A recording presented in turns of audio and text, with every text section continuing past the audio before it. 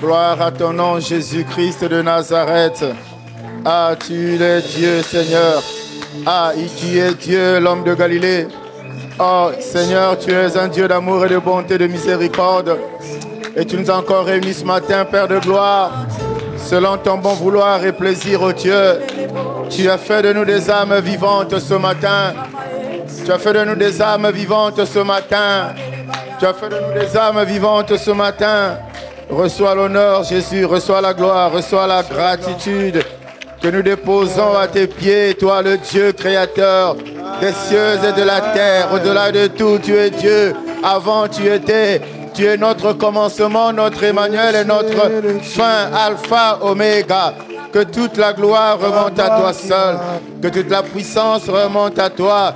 Quel amour manifesté, oh Dieu. Quel amour incommensurable à notre égard. Et ce matin, nos cœurs sont dans la joie de nous savoir dans ta présence et dans ta maison.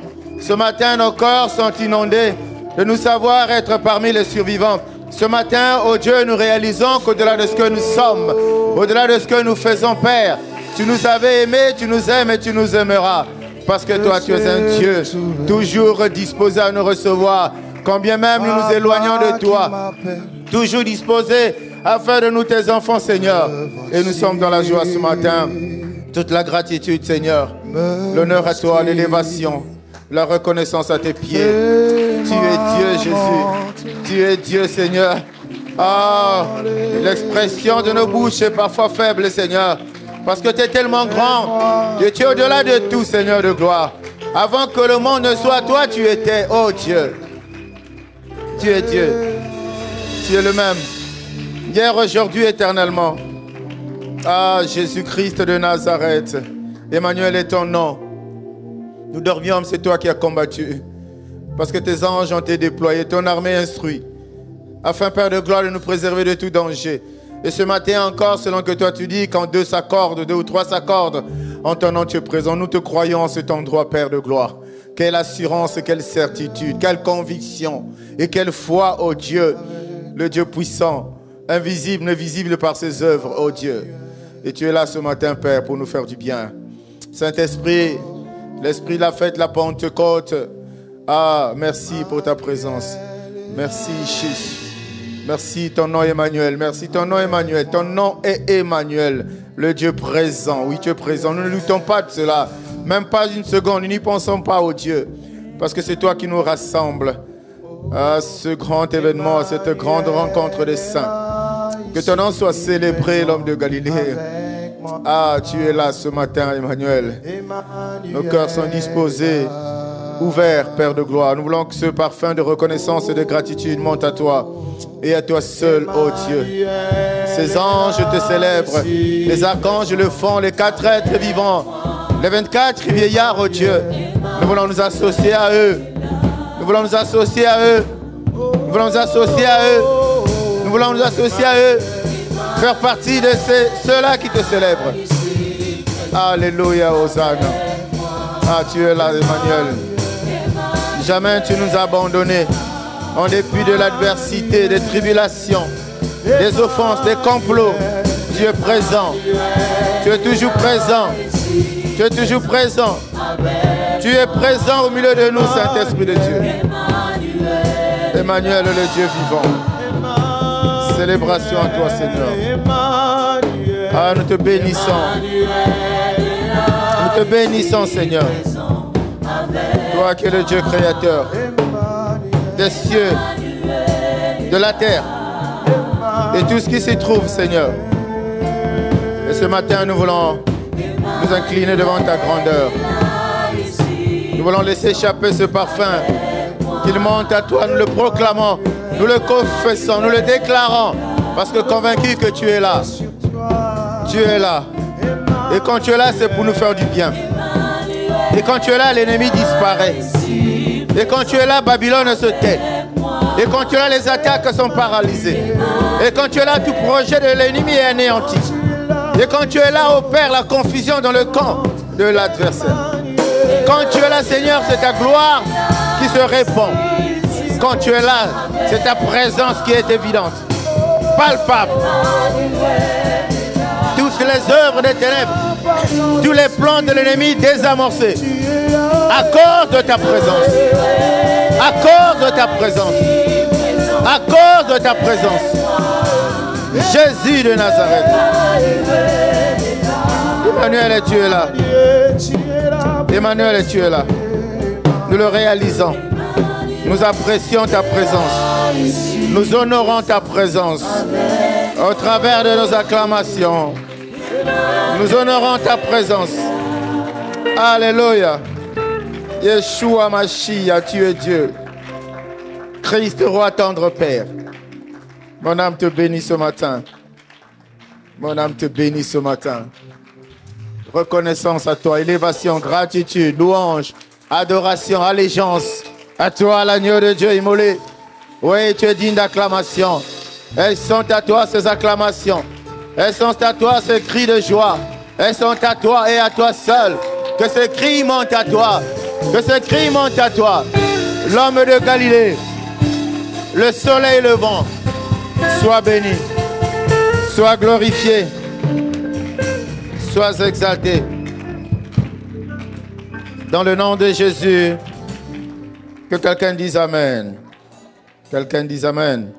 Alors si tu es dans la joie, essaie de communiquer cette joie à ton frère ou à ta soeur qui est à tes côtés.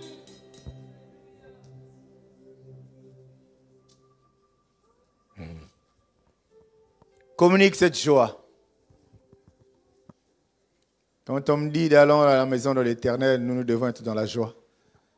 C'est la parole de Dieu. Dis-moi Amen. Dis-moi Amen. Merci des chantres et bienvenue à tous dans la maison du Père. Amen. Bienvenue pour ce moment merveilleux, bienvenue pour cette célébration, mieux pour ce culte d'action de grâce. Et bienvenue parce que nous réalisons ce matin que c'est lui qui vraiment nous a appelés. Nous réalisons ce matin, c'est vraiment que c'est lui qui nous connaît mieux que tout le monde. Le monde avait tenu, avait prévu, avait programmé que nous ne soyons pas debout, que toi tu ne sois pas debout. Mais lui, Dieu, dans sa miséricorde, dans le projet, il t'a appelé par ton nom. C'est pour ça que tu t'es même réveillé en sursaut ce matin. Parce que tu as écouté le son de la voix qui appelait ton nom. Parce qu'il savait que tu devais compter parmi les présents pour te rendre ce culte d'action de grâce. Jésus, tu es Dieu. Jésus, tu es grand. Merci encore ce matin pour ces faveurs que tu nous accordes. Et merci pour la joie sur nos visages. Que toute la gloire te revienne au nom de Jésus. Amen. Amen. Bien-aimés, nous ne le dirons jamais assez. Gloire à Dieu ce matin pour ce merveilleux culte, pour ce rassemblement des saints. Amen. Et ce dont il va être question ce matin, c'est bien évidemment parler de la Bible. On ne peut pas parler hors de la Bible. On ne peut pas évoquer, on ne peut pas parler des choses qui, à cet endroit, qui ne concernent pas les buts, les raisons pour lesquelles nous sommes là. Nous parlons de Dieu, nous parlons de Jésus ce matin. Et il a fait monter nos pensées pour que nous puissions partager après que nous l'ayons adoré, glorifié, magnifié, exalté, après que nous ayons reconnu sa grandeur, sa puissance et mieux son amour à notre égard. Il a tenu à ce que nous puissions partager une parole. Je voudrais simplement que tu sois disposé et que le Saint-Esprit, parce que lui seul est le meilleur enseignant, parce que lui seul est capable de mieux t'expliquer les choses du royaume. Il est capable de nous expliquer les choses du royaume. Parce que son évangile, ce n'est pas de la science. Son évangile, ce n'est pas le fruit de la réflexion d'un homme. C'est sa parole. Donc, c'est lui-même. Dis-moi Amen, bien-aimé. Nous allons parler de Dieu. Nous allons parler de sa parole. Et il y a une pensée qui est montée dans mon cœur. Le thème de ce matin, c'est la croix inattendue. Alléluia. Dis à ton voisin la croix inattendue. Tu es sûr qu'il t'a bien écouté. La croix inattendue. Alléluia. Alors, nous allons parler d'une scène qui se retrouve dans les évangiles. Dans Marc, nous trouvons la scène. Dans Matthieu, nous trouvons la scène. Dans Luc, nous trouvons la scène. Mais nous prenons Luc 23, à partir du verset 26 jusqu'à 27. Luc 23, 26 à 27. Nous allons nous appuyer sur ça, certainement sur un ou deux autres versets, pour échanger et assurément pour fortifier quelqu'un qui est étonné de ce qui lui arrive dans sa vie. Luc 23, 26 à 27.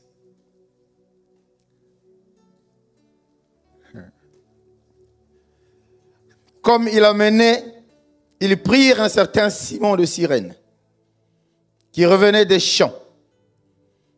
Et ils le chargèrent de la croix pour qu'il la porte derrière Jésus. Il était suivi d'une grande multitude, des gens du peuple et de femmes qui se frappaient la poitrine et se lamentaient sur lui. Amen.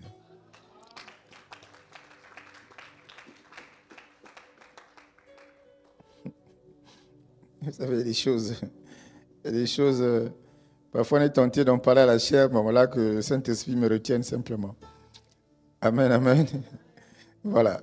Donc nous venons de lire la parole de Dieu. Dans Luc 23, il y a un homme qui apparaît, Simon de Cyrène, qui vient de vivre une expérience incroyable. Jésus est arrivé, il a accompli sa mission. Et vers la fin de la mission, la mise en scène qu'il a été arrêté. Et pendant qu'on l'emmenait vers la croix, vers le mont Golgotha pour le sacrifier, pour le tuer, il s'est passé une scène qu'on peut appeler irréaliste pour cet homme-là. Dis-moi amen, bien-aimé. Vous savez, ce matin, je voulais te dire qu'il y a la vie nous réserve des surprises. Et c'est tous les jours. Et à n'importe quel moment. Quelque chose qui est surpris, quelque chose plutôt qui est surprise, c'est quelque chose à laquelle tu ne t'attends pas. C'est quelque chose que tu n'avais pas programmé. C'est quelque chose que tu n'avais pas prévu arriver dans ta vie. Et la vie des enfants de Dieu, même de tout être humain, est jonchée de ça. De surprise. Déjà, le thème nous dit la croix inattendue. Cet homme qu'on appelle Simon de Cyrène ne s'attendait pas à ça. Il ne s'attendait pas à cet événement. Alléluia. Alléluia. Et quand vous lisez tout le chapitre, ou bien dans les différents évangiles, vous allez vous rendre compte que ce monsieur revenait des champs. Il revenait des champs certainement fatigué. Il revenait des champs certainement abattu du fait que la récolte là-bas n'était pas bonne.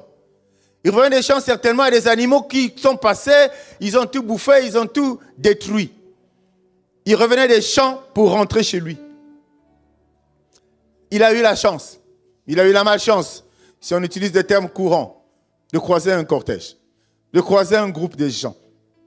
Et dans ce groupe, il y avait Jésus de Nazareth, l'homme qui était arrêté et qu'on a mené vers le mont Golgotha.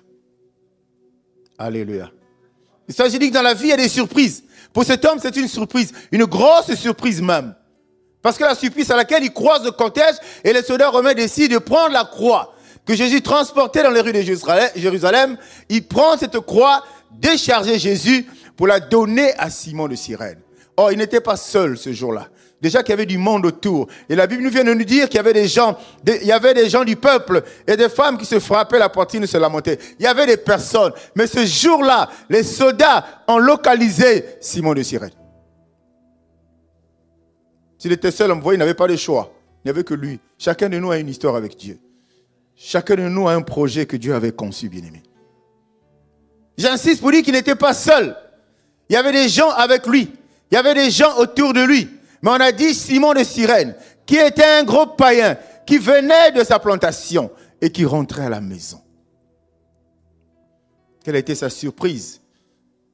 De voir des mains tendues, de voir quelqu'un lui donner des ordres. Prends cette croix et porte-la. Alléluia. Ce que Dieu fera dans ta vie ne sera jamais connu d'avance par toi. Le projet dont Dieu, le projet qu'il a préparé pour toi et moi, la Bible tout simplement nous dit que c'est un projet de bonheur. Mais c'est quoi le contenu de ce bonheur? C'est un projet de paix. C'est quoi ça? C'est un projet de prospérité. Mais c'est quoi tout ça, bien-aimé? Il nous donne en fait les grandes lignes de la chose, mais il ne nous donne pas les détails.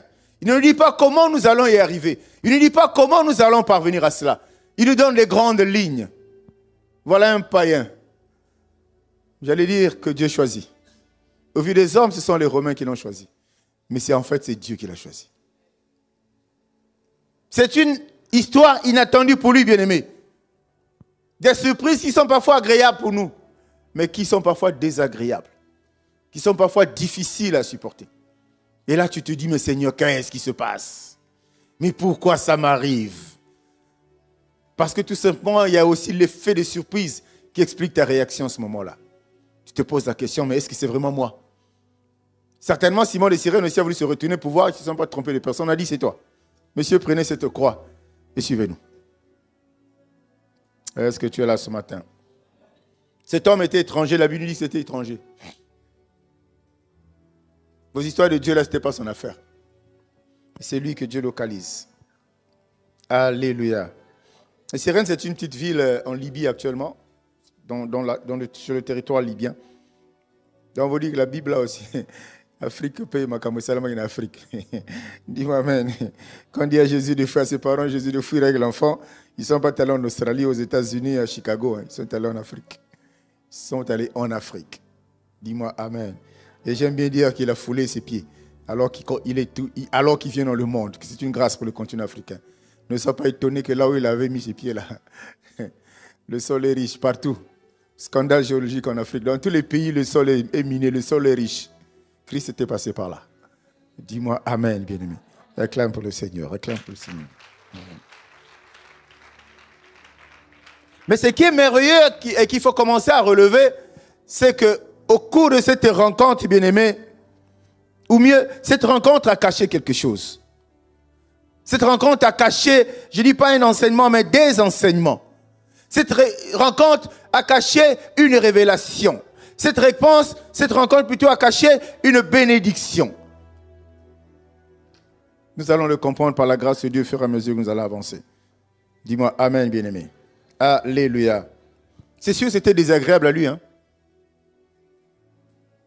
On est heureux de ce que nous nous attendons à ce que ça arrive. Mais on est triste, on est fâché, on est malheureux quand c'est une surprise. N'est-ce pas que Dieu aime souvent nous surprendre quand il veut nous bénir? Amen. Amen. Vous savez, il n'y aura pas le même impact. Si Dieu vient te dire la nuit, demain que tu réveilles à 9h, en tout cas sur ta table, tu auras tout ce que tu veux. Je vais tout déposer là. La surprise serait différente que tu te réveilles un matin et que tu vois des choses sur ta table. Tu dis, waouh, qu'est-ce que c'est? Tu vas t'étonner. Ça nous arrive tout le temps, régulièrement pour ne pas dire tous les jours. On est surpris. Tu es une femme, tu es surpris qu'un homme bizarre se pointe devant toi. Tu dis, Seigneur, oh, malchance, oh, nini. Comment on appelle ça? En lingala, comment on dit ça? Hein? Libabé. Alléluia. Tu es un jeune homme, tu vois une fille qui se pointe devant toi et dit, Seigneur, qu'est-ce que j'ai fait encore? Tu es surpris. Quelqu'un dit surprise agréable. Quelqu'un dit croix inattendue. Alléluia. Alléluia. C'est des choses imprévues, bien-aimés. Notre vie ne dépend pas simplement de nos programmes à nous. Notre vie ne dépend pas simplement. Si tu es enfant de Dieu, il faut te dire que ta vie ne dépend pas de toi, pas du tout, même pas pour un instant, bien-aimé. Ta vie dépend de Dieu, ta vie entre les mains de Dieu. C'est lui qui sait quoi faire et quand il faut le faire et comment il faut le faire. Il te demande seulement de prier. Il te demande seulement d'être intègre. Il te demande seulement d'être fidèle à lui. Il te demande seulement de le mettre au centre de ta vie. C'est tout ce qu'il te demande, c'est tout ce qu'il me demande. Le reste, c'est à lui. Parce qu'au commencement, il avait déjà tout dit. Au commencement, il avait déjà tout programmé. Au commencement, il avait déjà tout promis. Et celui qui promet, n'étant pas un homme, il veille à ce que cela se réalise. Alléluia. Alléluia. Cyrène, Simon de Cyrène. Païen, étranger. C'est lui que Dieu a choisi. Si Dieu peut le faire pour les étrangers, à plus forte raison à toi. C'est une charge, c'est un poids. Mais la première chose qu'on constate, c'est qu'on lui dit de prendre la croix et de suivre Jésus. N'est-ce pas qu'il a dit, celui qui veut me suivre, qui porte sa croix. Et la croix incarnera toujours pour toi l'image de la difficulté. Ça va toujours incarner l'image de la souffrance. Ça va toujours incarner l'image du manque, de la maladie, des pleurs, du rejet. Ça va incarner ça, bien-aimé. Oh, mais l'image est là, à la femme enceinte, à l'accouchement, elle oublie la douleur. Si Dieu te fait passer par ces situations inattendues, par ces surprises, accroche-toi simplement. Tu ne sais pas qu'est-ce qui va arriver demain. Simon de Cyrène, je ne suis pas sûr que tout le monde le connaît. Mais quand vous lisez dans les évangiles, sa famille a fini par être connue à cause de ça. Ses enfants ont fini par être connus à cause de ça. Bon, nous n'allons pas auprès de Dieu pour être connus du monde, mais beaucoup plus pour être connus par Dieu. Alléluia. C'est pour être connu par Dieu. Le pauvre, il a transporté. Il était fatigué. Ces surprises qu'on appelle désagréables arrivent dans ta vie au moment où tu es désespéré. Au moment où tu t'attends à plus rien. Au lieu que ce qui va arriver soit quelque chose d'agréable. Mais c'est comme si on t'enfonce davantage. Les formules de Dieu ne sont pas les formules du monde. Peut-être que Dieu t'enfonce, il veut te briser. Peut-être que Dieu t'enfonce, il veut te corriger. Peut-être que Dieu t'enfonce, il veut te redresser. Peut-être que Dieu t'enfonce, il veut te donner la forme qui va lui être agréable. Le problème, c'est que souvent, en tout cas, nous tous, on ne supporte pas certaines choses. Mais nous oublions que ça vient de Dieu. Nous oublions que ce problème vient de Dieu. Nous oublions que cette surprise vient de Dieu. Nous oublions que cette difficulté vient de Dieu. Nous oublions que ce fardeau vient de Dieu. Nous oublions cela. Pourquoi? Parce qu'il nous manque un peu de discernement. L'étranger, lui, il avait le réflexe parce qu'il était étranger, on pouvait le tuer. Parce que nous était cette pensée qu'il a traversée, il aurait pu dire, écoutez, moi je suis fatigué, je viens du champ, laissez-moi tranquille, je rentre. Mais en dépit de tout ça, avec la crainte qu'on le tue parce qu'il est étranger, je transporte. Donnez, c'est pas grave, je vais transporter. Alléluia. Suivre Jésus a un prix à payer. Suivre Jésus et la grâce qui est déversée sur nous, la grâce qui environne nos vies bien-aimées, fait qu'en fait, nous demande en fait à nous de transporter notre croix à nous. Sa croix, lui, là, c'est trop lourd.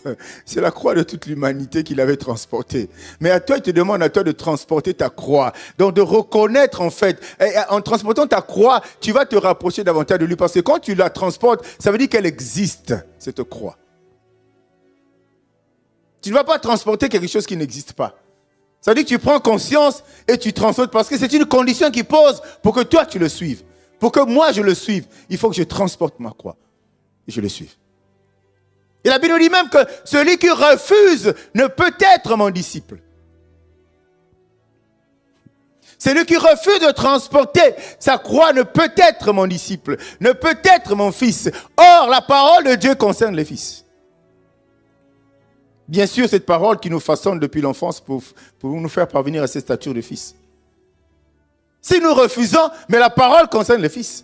Ceux qui doivent vivre cette parole, ceux qui doivent aller marcher dans cette parole, ceux qui doivent expérimenter cette parole, ce sont des fils. Donc commence par prendre ta croix. Commence par reconnaître cela et viens déposer au pied du maître. Est-ce que tu es là ce matin, bien-aimé? Commence à prendre la croix. Elle est inattendue. N'est-ce pas que c'est toi qui sortes dans ta chambre quand quelque chose de bien arrive dans ta vie? Pourquoi quand quelque chose que tu considères toi mal, alors que c'est considéré de bien? Parce que la Bible nous dit, Dieu il est à la source du bien et du mal. N'est-ce pas? Alléluia. C'est lui. C'est lui. Comment tu peux détruire toute ma famille? Comment tu peux détruire tout mon bétail? Comment tu peux m'abandonner comme ça? Comment tu peux me réduire à néant, à zéro? Job pouvait se poser ces questions. Mais c'était sa croix. C'était une surprise au-delà de la surprise. J'allais dire une grosse surprise. Il connaissait qui il était vis-à-vis de Dieu. Il connaissait son intégrité. Il connaissait son intimité avec Dieu. Mais il a été surpris, étonné de se retrouver dans cette situation. C'était sa croix. Mais ça ne l'a pas perturbé. Il est resté le même. Et Dieu attendait. Est-ce que ce type va toujours rester fidèle à moi? Alors que cette surprise inattendue est là dans sa vie. Alors je viens de jeter ça dans sa vie. Est-ce qu'il va toujours être fidèle à moi? Est-ce qu'il va toujours m'adorer? Il va continuer toujours à proclamer dans les rues l'évangile. Il va toujours parler de Jésus-Christ de Nazareth. Est-ce que Job est resté imperturbable? Je ne sais pas quelle est ta croix, bien-aimé. Comment tu réagis face à ça? Qu'est-ce que tu dis à Dieu face à ça? On ne peut pas être chrétien et penser que tout est accompli. Dans le sens où il suffit simplement de se convertir et de croiser les mains. Et de laisser les choses arriver toutes seules. Il avait dit, il faut que ça arrive. Il avait fait, c'est que tu oublies qu'il y a quelqu'un qui avait été précipité. Et qui est là sur la terre. Et qui est venu avant toi et moi. Et qui a pris possession de la terre.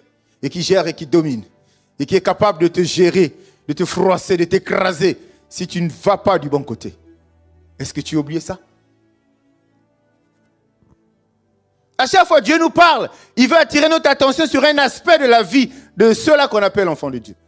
À chaque fois Dieu nous parle, il veut nous éclairer sur un aspect. La vie chrétienne, elle est faite de vallées, de montagnes, de bas et de hauts. Pendant que tu es en train de vivre ces histoires inattendues, tu es assurément dans la vallée, bien-aimé. Mais qu'est-ce que tu dis que tu vas y rester? Qu'est-ce qui dit que toute sa vie, tu vas rester dans la vallée? Qu'est-ce qui dit, enfant de Dieu, que toute sa vie, tu dois rester dans la maladie? Qu'est-ce qui dit que où est-il Jéhovah Rapha? Qu'est-ce qui dit que tu resteras dans le chômage? Où est-il Jéhovah Jireh, celui qui pourvoit? Qui te dit que tu seras toujours écrasé? Où est celui-là qui combat pour toi, bien-aimé? Il est où? Est-ce qu'il est mort? Est-ce qu'il est encore à la croix? Ou tu le vois toujours dans le tombeau? Non, il n'est plus là-bas, il est sorti. Il est à la droite du Père pour regarder comment tu vas écraser tes ennemis, comment tu vas dominer le monde. Parce que lui, avec toi, tu es un champion. Lui, avec toi, tu es un vainqueur. Lui, avec toi, personne ne peut te dominer. Lui, avec toi, tu seras toujours la tête, jamais la queue. Lui, avec toi, c'est l'accès à la gloire. C'est l'accès à la victoire. C'est l'accès au palais, bien-aimé. Dieu est le même. Hier, aujourd'hui, éternellement. Pourquoi nous nous changeons en fonction de ce que nous vivons? Pourquoi notre identité est floutée en fonction de ce que nous vivons? Elle est claire quand ça se passe comme nous voulons. Ah, Dieu, il est bon. Mais finalement, ça devient un peu flou. Il y a une incertitude. Quand les choses vont mal, bien-aimé, il est passé par le mal avant de rentrer dans la gloire. Il a été humilié là, rue de Jérusalem. On lui disait, toi, sauve-toi toi-même. Assurément les habits déchirés. Lui, Dieu. Mais il fallait qu'il passe par ces choses pour accéder à la gloire. Nous passerons par notre vallée. Pas de la même manière que Christ. Parce qu'ici, personne d'entre nous ne pourra accepter ce que lui, il a subi. Il a subi cela pour que toi et moi, nous ne puissions plus le subir. Il est passé par là à cause de toi et de moi. Pour nous épargner cela. Mais à chaque fois, il nous éprouve. En nous faisant passer par ce que je peux me permettre d'appeler des petites épreuves. Juste pour nous tenter, nous tester, voir à qui il a affaire. Est-ce que cet enfant, je peux le bénir? Est-ce que là, je peux le guérir? Est-ce que là, je peux l'élever? Est-ce que là, je peux le rendre prospère? Est-ce que, il se pose la question, il va joncher ton parcours d'épreuves. La croix inattendue. Quand ça intervient dans ta vie, tu fais quoi? Tout à coup, soudain, brusquement, tu passes d'un niveau assez moyen, peut-être élevé à un niveau bas, tu fais quoi? Tu tournes le dos à Dieu? Tu dis finalement, Dieu en question est faux? C'est nous qui sommes faux, parce que nous ne le comprenons pas. C'est nous qui sommes faux, parce que nous ne discernons pas tout ce qu'il fait dans nos vies. Dis-moi Amen, dis-moi Amen. Dis-moi Amen. Et cette affaire de croix nous révèle, bien-aimés, j'ai dit beaucoup d'enseignements. La première des choses, c'est que la croix, là, elle est imposée à Simon de Cyrène. Ça, c'est ce que je peux appeler l'inattendu humain. Humainement, il ne s'attend pas à ça. Donc, on lui impose ça. J'ai dit à l'entrée, il vient du champ. Il n'a pas choisi. Bien-aimé, ce que Dieu fait apparaître dans ta vie, il faut accepter ça. Ne fais pas le choix dans ce que Dieu te donne. Il sait pourquoi il t'a donné d'abord A avant de te donner B, alors que toi, tu voulais qu'il te donne d'abord B avant A. Il sait pourquoi il te donne la chose avant ce que tu attends de lui. Lui, il ne savait pas, on lui a imposé ça par force. Et c'est ce qui se passe dans nos vies, bien-aimés. Des épreuves qui arrivent sans prévenir, rien du tout. La maladie ne dit pas demain tu seras malade, je viendrai t'emmerder. La pauvreté ne crie pas aussi avant de venir, bien-aimé. L'injustice qui t'environne tous les jours, tu es surpris. Croix inattendue, bien-aimé, dans le Seigneur. Tu es surpris des situations qui t'environnent. Tu es tellement étonné. Croix inattendue. L'injustice est là autour. Mais Simon de Cyrène, il a vécu ça, bien-aimé. Ça peut paraître à une grosse injustice. Ça peut paraître une contrainte. Ça, c'est le premier aspect que nous pouvons relever de cette croix. Elle est vraiment inattendue, humainement déjà. Humainement, on ne s'attend pas à ça. Il dit, c'est quoi ce truc? J'ai pris toutes mes dispositions pour que ça n'arrive pas, mais c'est arrivé. Mais quand ça arrive, c'est un peu un moment où tu t'attends le moins. dans les mois, dans la semaine qui commence, je suis sûr que ça va arriver. Mais ça ne viendra pas. Ça vient au moment où tu as oublié ce que tu avais prévu attendre. La deuxième des choses, c'est que cette croix, elle est révélatrice, bien aimé. Là, on rentre dans le volet divin. On rentre dans ce qui est de Dieu. On rentre dans ce qui est spirituel. La croix, révélatrice de quelque chose de spirituel. Quelque chose de divin, bien aimé. La croix, Simon ne connaissait pas. Il ne connaissait pas Dieu. Mais il le rencontre. À cause de la croix, ça lui a donné l'occasion de se rapprocher de Dieu. La difficulté peut te rapprocher de Dieu. Parce que la difficulté va te pousser à beaucoup prier. La difficulté peut changer ta situation. Parce que tu l'as accepté et tu as compris que quelque part, tu dois passer par là, bien-aimé. Pour Simon de Cyrène, il ne s'attendait pas à ça. Mais ça lui a donné l'occasion de rencontrer celui qu'on appelle Dieu. Tu es parfois dans la difficulté, dans le désert. Et souvent, quand on s'accroche, on finit par le rencontrer. On finit par voir quelque chose changer dans la vie. Et lui, il vient de vivre cette expérience, bien-aimée. Ça a marqué sa vie. J'ai dit tantôt, même à cause de ça, même sa famille, finalement, a fini par être connue, bien-aimée. Nous pensons que ce qui nous arrive est injuste. Mais Dieu utilise ce que tu qualifies d'injuste pour te rapprocher de lui. Il utilise ça pour que tu te rapproches de lui. Il utilise ça pour que tu deviennes à lui. Pour que tu sois proche de lui. Parce que quand on est proche de Dieu, c'est sûr, quand il tourne ce regard, tu es là, il te voit. Ça, c'est le deuxième enseignement qu'on peut tirer de là, bien-aimé. Dans la souffrance que tu vis peut être un appât que Dieu place devant toi. La difficulté que tu vis peut être un appât que Dieu place devant toi. La croix inattendue. Le côté divin de la chose, ça nous révèle ça, bien-aimé. La troisième des choses, c'est que cette croix-là fait rentrer dans la gloire. Cette croix-là, elle le sauve. Nous sommes sauvés à cause de ça. Nous sommes sauvés, entre autres, à cause de cette affaire de croix. C'est pour ça, l'enseignement de la croix, c'est clair, c'est une folie. C'est pour ça qu'on ne te comprend pas, toi. Comment un monsieur comme ça, intellectuel, qui est bien, comment il accepte leur histoire, là? Il parle d'un Dieu qui ne voit pas. Mais parce que eux, ils ne savent pas qu'il y a une croix qui a existé. Une croix derrière laquelle ton salut est accroché. Une croix derrière laquelle l'évangile est relâché. Une croix derrière laquelle une vie peut complètement basculer. Dis-moi amen, bien-aimé. Et ça, c'est la troisième chose, bien-aimé. Simon, il pensait aider vraiment les prisonniers. Parce qu'il était dans le cortège.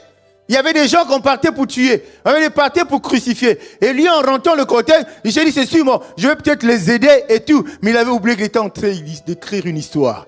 L'histoire du salut. Parce que le salut a pris corps quand il est monté à la croix de Golgotha. Quand il a été crucifié, bien-aimé. Tout a commencé en ce moment-là. Et lui, il avait oublié qu'il est possible que dans la difficulté, bien-aimé, tu écrives l'histoire, non pas simplement de ta vie, mais l'histoire de ta famille. Avec ton identité de chrétien, à cause de la difficulté, il est possible que Dieu utilise cette arme-là pour que tu écrives une histoire. On a toujours dit, nous lisons souvent les histoires des gens, mais à un moment de la vie, les gens pourront arriver. Ils finiront par lire ton histoire à toi. Dis-moi amen, bien-aimé. Et donc lui, le fait de toucher la croix, il s'est vraiment rapproché de Dieu. Il s'est vraiment rapproché de Dieu, bien-aimé. Il s'est associé. Quelque chose d'inattendu, quelque chose de pas programmé, quelque chose de pas prévu. Il s'est associé, bien-aimé, à la gloire. Tout ce qui nous arrive n'est pas mauvais, même quand même la réalité prouve que c'est mauvais. Si tu es enfant de Dieu, tu crois en Dieu. Tout ce qui arrive n'est pas mauvais. N'est-ce pas qu'il dit qu'il ne nous tente pas au-delà de nos forces? Parce que dans cette tristesse, dans cette surprise, ça peut être une situation difficile. En localisant Simon de Cyrène, Dieu savait qu'il était en capacité de porter cette croix. Ce que Dieu a mis sur ton chemin, comme difficulté, comme souffrance, comme maladie, comme situation difficile, bien-aimé, il sait que tu es capable de tenir. Et quand tu réussis à t'en sortir, tu montes d'un cran. Quand tu réussis encore devant une autre épreuve, tu montes davantage. Quand tu réussis, c'est pour ça que tu vas aller de gloire en gloire, de victoire en victoire. Dis-moi amen, bien-aimé. Dis-moi amen, bien-aimé. Il ne savait pas ça. Humainement, c'était déjà inattendu. Mais là, avec ce troisième point, bien-aimé, on se rend compte que spirituellement aussi, divinement aussi, c'était inattendu pour lui. À la croix. Le voleur se retrouve là. Il parle simplement. Il dit, le type qui est à côté de moi, on dirait que c'est quelqu'un de... Mais en tout cas, ne m'oublie pas quand tu vas aller là-bas. C'est aussi ça. C'est étonnant. Et quand les gens voient ce genre de scénario, ils se disent comment est-ce que c'est possible. Ça, c'est parce que c'est la pensée humaine. Mais ce que Dieu veut, ce n'est pas toujours ce que l'homme veut. Ce que Dieu veut faire, ce n'est pas toujours ce que l'homme pense que Dieu va faire. Est-ce qu'on en sent, bien-aimé? Acclame pour le Seigneur. Je disais tantôt que Jésus a dit, celui qui refuse, celui qui veut me suivre doit porter la croix. Mais bien aimé, aujourd'hui, les chrétiens refusent de porter la croix. Cette croix-là, elle n'est pas identique pour tout le monde. Non, ce n'est pas possible. Chacun, je n'ose pas utiliser le mot ici, mais chacun a son chemin, simplement. Chacun a sa voie qui est tracée. Et dans tous les domaines de la vie, où il y a des problèmes qui peuvent apparaître, bien aimé, cela peut constituer ta croix. La difficulté, la maladie, le chômage, la pauvreté, l'humiliation, l'abandon, le rejet, toutes ces choses peuvent constituer la croix. Et si tu n'es pas debout, si tu n'es pas fermé, ça va complètement détruire ton âme. Parce que tu vas te dire, mais Seigneur, qu'est-ce qui se passe dans ma vie? Mais tu me demandes de prier, je prie.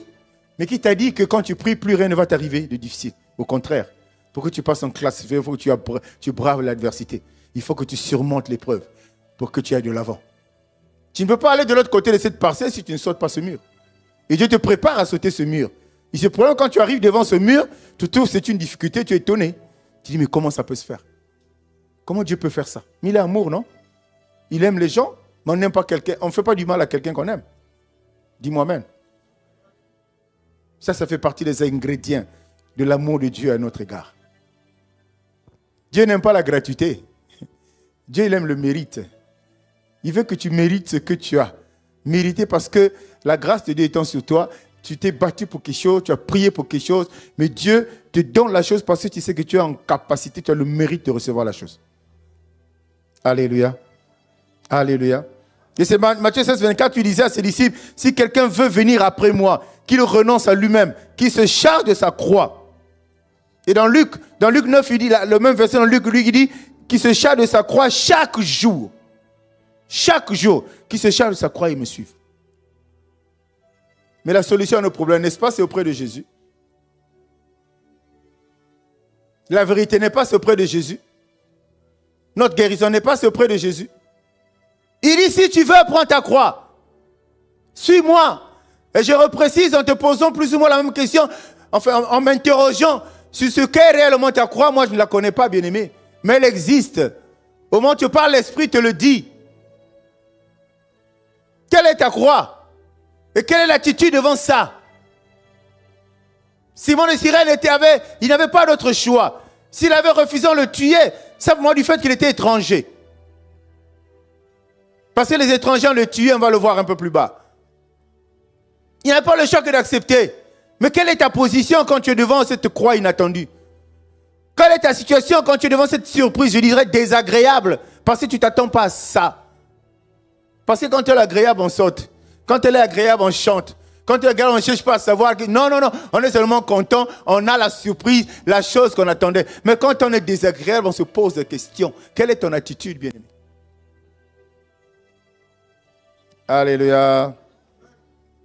Quiconque ne porte pas sa croix et ne me suit pas, ne peut pas être mon disciple. Ce n'est pas un homme qui va qualifier de ton disciple là. C'est Dieu. Mais il y a une condition. Porte ta croix. Alléluia. Porte ta croix. Elle pèse. Mais si tu dis que pour me suivre, il faut la porter, parce qu'il sait que tu peux la porter et le suivre. Un moment, c'est lui-même qui va te décharger. Un moment, c'est lui-même qui va enlever le fardeau.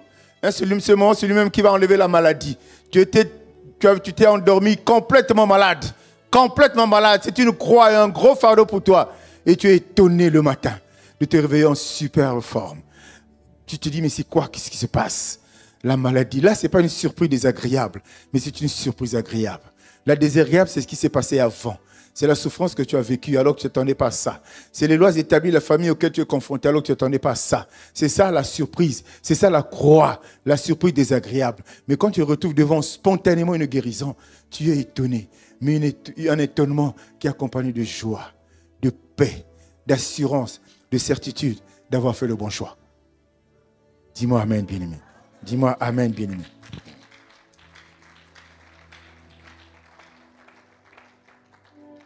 Et c'était une grâce. J'ai dit, il n'était pas seul. Il y avait des gens autour, là. Il y avait du monde. Parce que là où je suis passé, il y avait du monde. Donc là, il a bénéficié de la grâce de Dieu.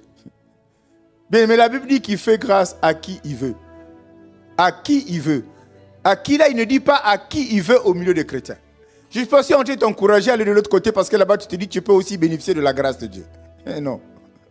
Il est souverain. Il connaît le lendemain de chacun. Ce bandit du quartier, ce voyou du quartier, cet impudique du quartier, il connaît son lendemain. Donc il peut faire descendre sa grâce sur lui, une façon de le récupérer. Il fait de lui un serviteur de Dieu. Il fait de lui un évangéliste et tout ce qui peut arriver. Alléluia. C'est une grâce. Pourquoi parmi tes nombreux amis, il n'y a que toi qui prie? Pourquoi dans ta famille, il n'y a que toi qui prie? C'est une grâce. Parce que Dieu veut écrire une histoire avec toi. Parce que Dieu veut faire quelque chose de bien avec toi. Dis-moi Amen, bien-aimé. Dis-moi Amen, bien-aimé. Dis-moi Amen, bien-aimé. Un peu comme si... C'est pas Jésus qui a dit, hein, déchargez-moi et mettez ça sur Simon de Cyrène. Hein.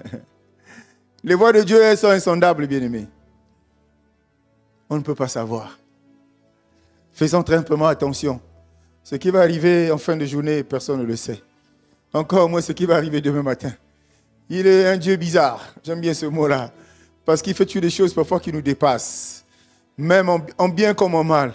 Mais quand le mal arrive, alors qu'on est conscient d'être enfant de Dieu, qu'on ne pleure pas, qu'on ne rejette pas Dieu, qu'on rentre simplement en prière, Seigneur, pourquoi? Il va te rendre compte qu'il veut t'enseigner quelque chose. Tu vas te rendre compte qu'il veut t'expliquer quelque chose. Mais il veut te faire passer par la chambre, il veut te faire passer par le fourneau, il veut te faire passer à la poterie, il veut tailler quelque chose, il veut t'amener à une autre dimension de ta vie, une autre dimension de la gloire dans ta vie chrétienne. Mais tu ne peux pas y aller avec ce que tu as. Et il te fait passer dans l'épreuve, il te fait passer dans cette histoire de transporter une croix, un problème, une difficulté, bien-aimée, juste pour que tu avances. Parce que nous sommes appelés à avancer. Nous ne sommes pas là pour faire du surplace. Non, dès l'instant où tu as donné ta vie, tu dois marcher, aller de l'avant. Mais chaque jour, tu vas apprendre quelque chose, aussi bien dans la difficulté que dans la norme. Dis-moi Amen, bien-aimé. Dis-moi Amen. C'est lui qui dirige toutes choses. C'est lui qui oriente toutes choses, bien-aimé. Regardez-moi Ruth. Vous connaissez bien l'histoire. Regardez l'histoire de Ruth, bien-aimé. Elle était sortie pour glaner avec l'assentiment de sa belle-mère. Elle se retrouve dans le champ de Boaz. Et elle rentre dans la lignée de Messie. Ça, c'est une surprise. On dirait agréable. Alléluia. Agréable. C'est pour ça que quand on est dans cette situation inattendue, l'attitude doit être celle que le Christ avait à la croix. Seigneur, non pas que ma volonté se fasse, mais ta volonté. Qu'elle se fasse. Parce que le Kelinga, je ne peux plus, je n'arrive plus. Là, je comprends, c'est ta volonté.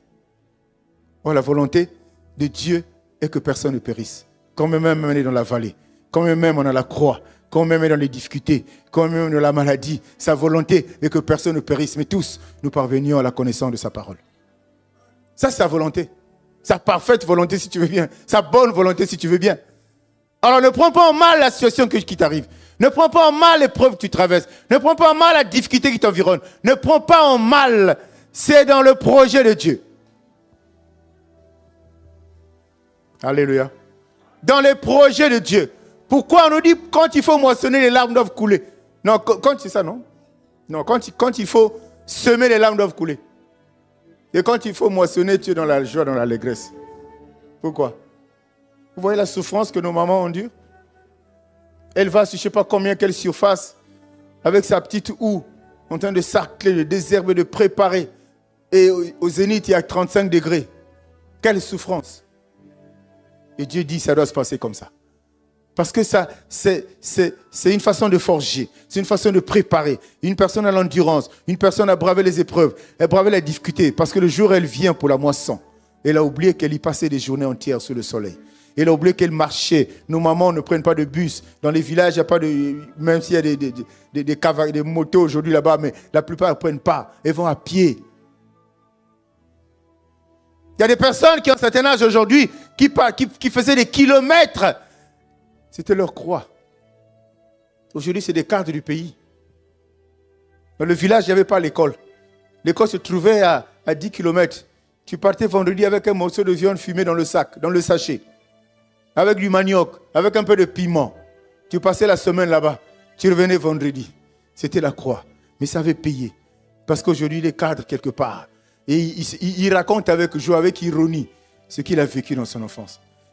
Et Dieu permet que nous puissions un moment transporter nos croix, un moment dans la difficulté, pour qu'effectivement nous puissions raconter une histoire un jour. Dieu nous évite la facilité. Dieu nous évite la gratuité. Dis-moi Amen. Cette gratuité, ça ne veut pas dire ce que nous devons gagner auprès de lui, nous devons payer ça avec de l'argent. Non. Mais il va nous forger. C'est le prix que nous payons. Nous devons accepter d'être brisés parfois. C'est le prix que nous payons. Nous devons accepter d'être abaissés parfois certains moments. Dieu veut t'élever. Mais quelque part, tu retournes dans une situation où on t'humilie. Tu dis non, moi, ça ne passe pas chez moi. Dieu sait, celui-là, je le connais. Et là, j'ai voulu le briser là. Il ne supporte pas là, je ne peux pas continuer. Il va te laisser d'abord être affermi. Pour que tu comprennes. L'humilité peut être placée sur le chemin de la gloire. Pour que tu comprennes. L'humilité peut être une marche d'escalier qui va t'élever. Tu comprennes. L'humilité, en fait, te forge. Ne te détruit pas, mais au contraire, te construit.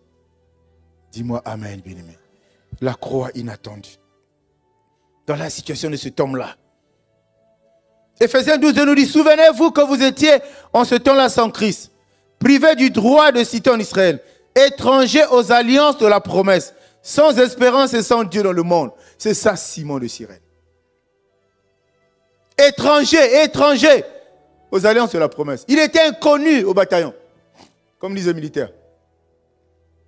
Mais ce jour-là a suffi pour qu'il rentre dans la gloire. Ce jour-là, quand même la souffrance avait accompagné cela, cet avenir-là, ce jour-là a suffi pour qu'il soit connu.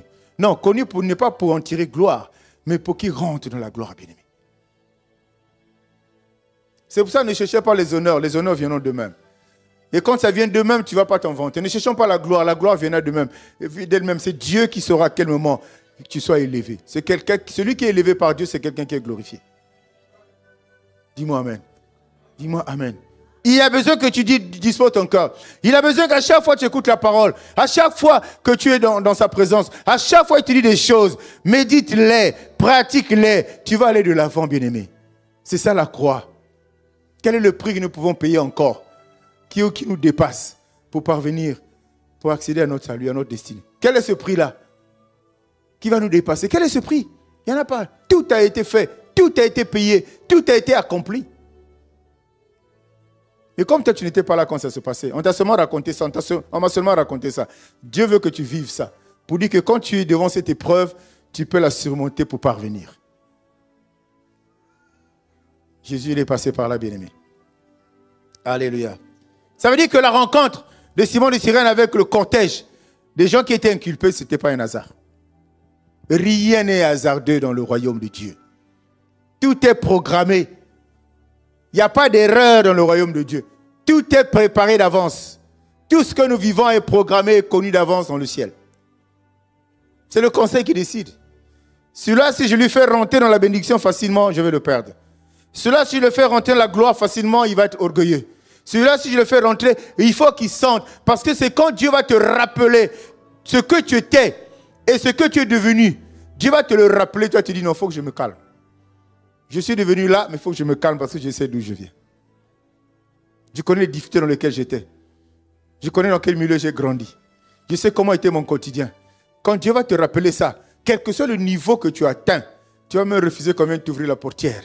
Tu vas me refuser qu'on t'amène les sacs. Tu as même refusé qu'on te fasse des couloirs pour qu'on t'amène. Tu as même refusé ça. Parce que dis, ce que tu es devenu, c'est simplement la grâce de Dieu. Ce que tu es devenu, c'est simplement la faveur de Dieu. Dis-moi amen, bien-aimé. J'ai du respect pour un homme de Dieu, beaucoup de considération. Si tu lui ouvres la portière, il peut t'injurer, pourtant il est là. Et pourtant il est élevé par la grâce de Dieu. Tu ouvres la portière de sa voiture, il peut t'injurer. Tu transportes ton sac, tu vas avoir des problèmes. Alléluia. Ce n'est pas des mauvaises choses. Mais tous nous savons l'abus qu'il y a autour aujourd'hui. N'oublie pas d'où tu viens. Ça a été ta croix. Mais quand tu parviens, n'écrase pas le passé. Si tu es arrivé là, ça veut dire que tu as transporté ta croix. Tu as bravé la difficulté. Tu as bravé le manque. Tu as bravé la pauvreté, la maladie, le rejet. Tout ce que tu as vécu qui te faisait pleurer tous les jours quand tu étais dans ta chambre. Tu as bravé cela. Tu es parvenu. Mais n'oublie pas, c'est ça qui t'a forgé. C'était là ton laboratoire. C'est là où Dieu te façonnait. C'est là où il te formait. C'est là où il te redonnait la forme, la bonne image. Et c'est lui qui a décidé de te propulser en avant. N'oublie pas ça, bien-aimé. Le grand homme de Dieu passe un couloir. Le grand homme de Dieu passe, tout le monde s'incline. Oh, mais quand Jésus va faire quoi? Tu vas te coucher? Porte ta croix et suis le maître. Porte ta croix. Elle pèse à vue d'œil, mais en réalité, elle ne pèse pas. Plus que la croix que Jésus avait transportée. Où il avait pris les péchés de l'humanité. Chaque jour, prends ta croix. Ne t'interroge pas sur ce qui t'arrive, bien-aimé. C'est la suite du plan de Dieu. Quelqu'un dit la suite du plan de Dieu. C'est la suite de l'affaire là. Ne t'interroge pas, ne t'attriste pas, ne t'apitoie pas. Regarde devant. Ça ne marche pas, c'est vrai. La réalité implacable, c'est vrai. Mais c'est ta croix. Un moment, tu vas arriver au sommet de Golgotha. Alors que sans la croix, tu ne devais pas arriver là-bas. Alors que sans la croix, tu devais prendre la direction pour aller chez toi. Alors sans la croix, tu ne devais vraiment pas vivre ce beau spectacle-là. Oh, qui s'est passé à la croix? Parce qu'il fallait bien qu'il y ait ce spectacle-là pour que toi, tu sois ce que tu es aujourd'hui. Pour que moi, je sois ce que je suis devenu aujourd'hui. Alléluia. Il est arrivé, Simon de Cyrène. Il n'y a pas de hasard. Prends ta croix. C'est un message que Dieu donne à l'humanité. Vous savez, Dieu fera grâce. Il y a une lettre de Marie. Dieu fera grâce qu'on partage. Il y a une lettre de Marie que Marie avait écrite à l'humanité. Marie, mère de Jésus. La lettre de Jésus. Et Dieu fera grâce qu'on partage sur ça. Vous allez vous rendre compte que autant ça, c'est une lettre qu'elle avait adressée à l'humanité, autant là, c'est une lettre, c'est un message solennel qui nous a adressé ce matin. Qui nous a adressé, c'est parce que ça se trouve dans sa parole. Refuser sa croix, c'est refuser d'accéder au salut. Si tu refuses ta croix, ça veut dire que tu refuses d'avancer avec Dieu. C'est vrai qu'à un moment, on l'a déchargé. Mais la souffrance l'attendait sur le mont Golgotha.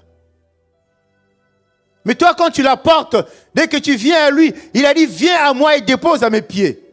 À un moment, ça, tu vas déposer. Mais la durée pendant laquelle toi tu vas porter cette croix dépend de toi.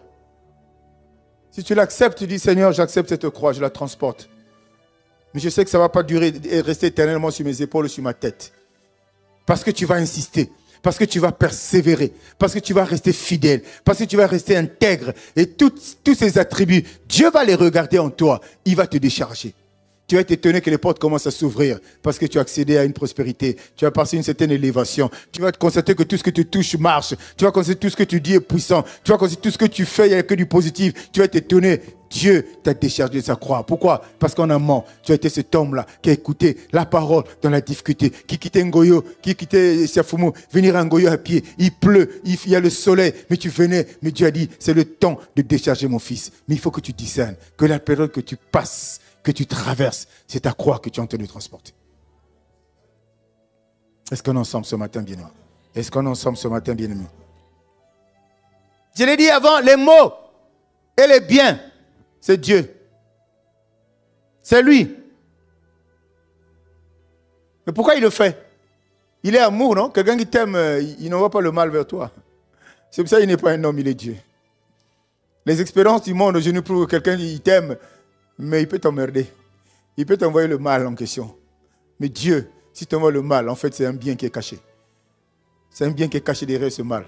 Derrière la difficulté que tu traverses là, c'est un bien. Il y a quelque chose de bien, il y a quelque chose d'étonnant, il y a quelque chose de glorieux qui est attendu derrière. N'est-ce pas que derrière la mort de Christ, qui est quelque chose de vilain, qui est quelque chose de beau, derrière la mort de Christ, il y a la vie éternelle qu'il nous a donnée. Dis-moi amen, bien-aimé. Dis-moi amen. Nous sommes ce que nous sommes. Nous ne changerons pas par nous-mêmes. Nous ne changerons pas par le monde. Oui, le monde peut nous changer. Mais nous rejoindrons ce moment-là son camp. Mais le but de nous, enfants de Dieu, c'est de changer selon Dieu.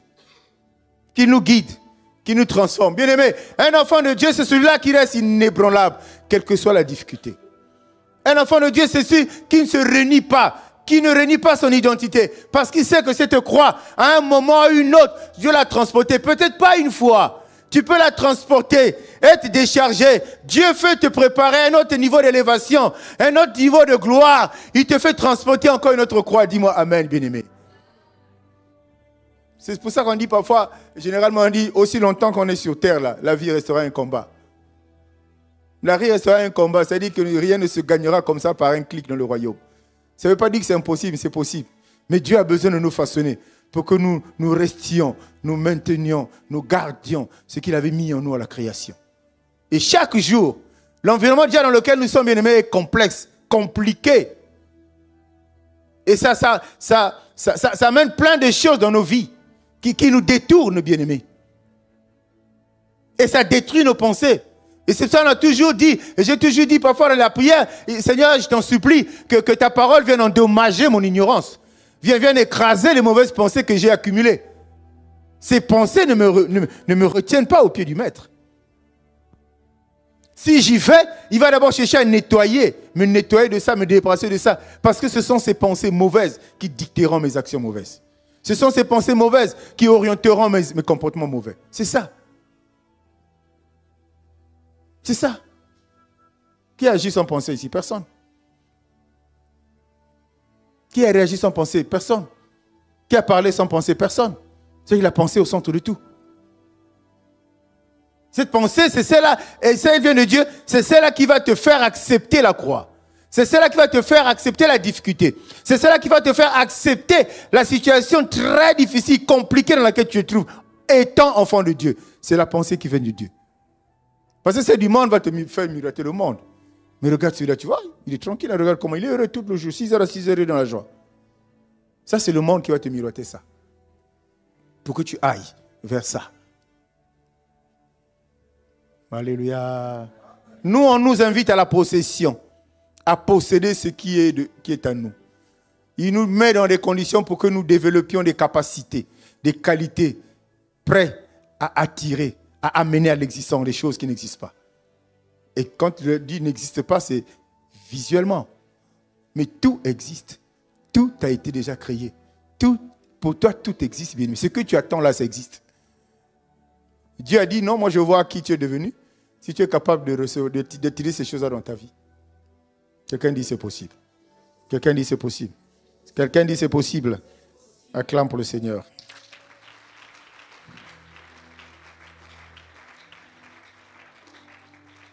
Alléluia. Et c'était une grâce donc de s'approcher de Dieu.